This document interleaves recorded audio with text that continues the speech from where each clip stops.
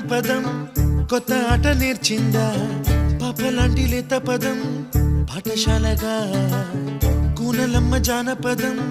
పల్లె దాటి వచ్చిందా చవళిల జానతనం పాట చూపగా